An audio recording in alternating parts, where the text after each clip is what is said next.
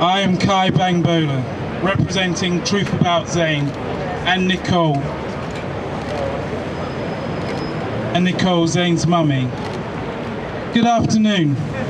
My basement was flooded in 2014. What happened next is truly heartbreaking. My 7-year-old son was killed in the night while sleeping. This happened in Surrey on the 8th of February, when most of the UK was flooded.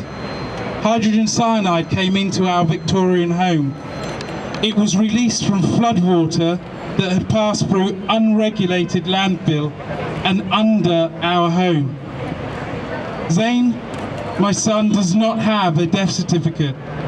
27 months on to the day. For those not aware, hydrogen cyanide was the gas used in World War II in the concentration camps to kill people. Since this day, the council lied that the land next to our home was never landfill. The Environment Agency owned the property next door and protected their property from migrating landfill gases with a gas-proof membrane, so that the gases wouldn't rise into their property and kill their occupiers. However, they didn't tell anyone else. We discovered that the authorities knew of 8 decades of landfilling, but told us when we bought our home that the land was clean. Hydrogen cyanide being in our home is undisputed fact. Yet still, authorities argue it did not cause Zane's death. Yet I was 2 meters from Zane, and I end up being paraplegic due to hydrogen cyanide poisoning. So what's this got to do with me, I hear you say? Well, it's got a lot to do with you, because you could be me. Or, next, heaven forbid, we are in a climate crisis, and 80% of the households in the UK live within 2 kilometres of landfill. That's 21.6 million homes. I am here to spread awareness of the consequences of landfill, flooding and climate change, a toxic combination that can kill.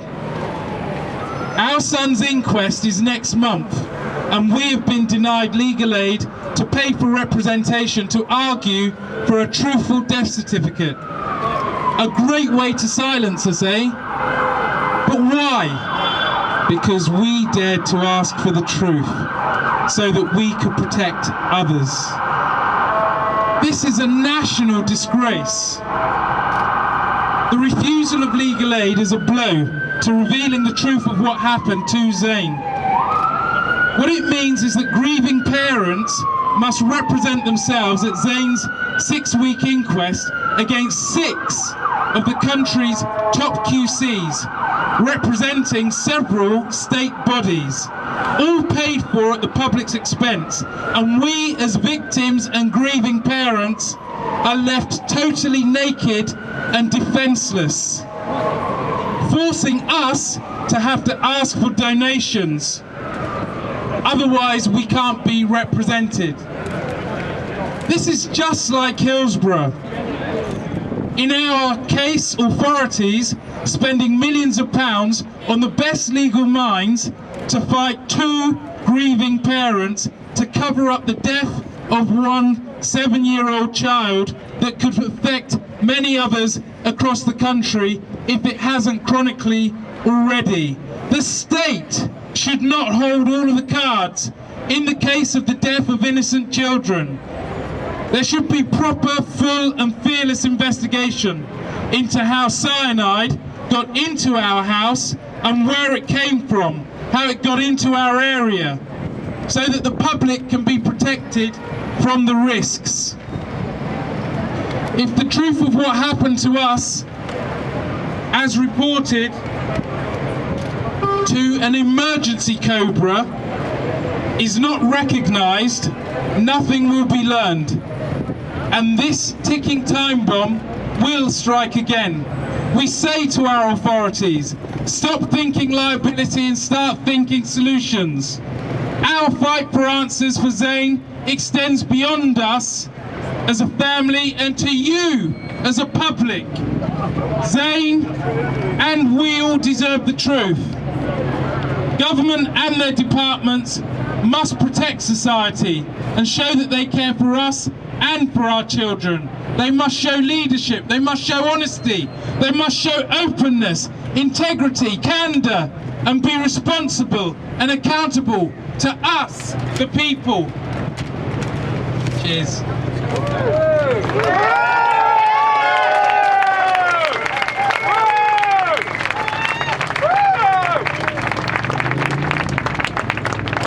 Let me just say, the death of a child is the cruelest thing that can happen to any family.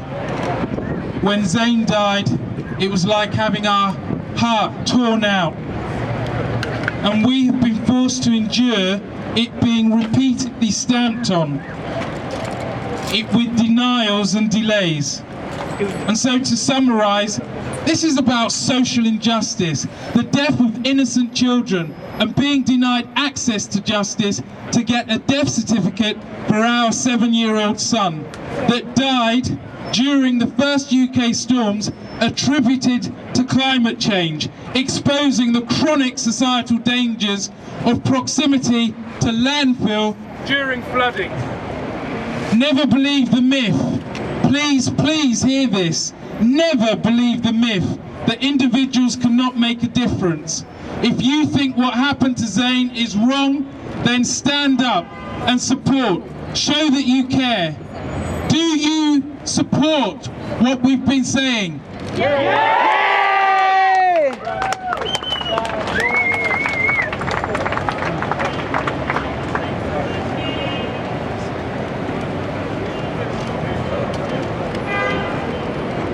Do you want change to protect us and others from the consequences of climate crisis across the world? Yes! If you prick us, do we not bleed? If you poison us, do we not die? If you wrong us, should we not have justice? We are humans. Support the truth. Support the Truth About Zane campaign. Sign at www.truthaboutzane, spelled ZANE.com, or come and sign with anybody that's wearing these t-shirts that you see me in today. Stand up and take action. Plus anyone that would like to help us collect names, just step forward. We could do with the help. And 38 Degrees, this is a national issue.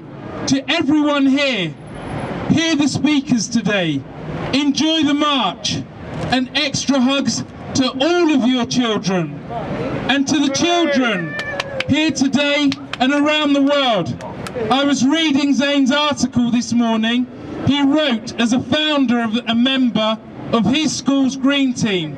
He said, "We are custodians of the planet for future generations."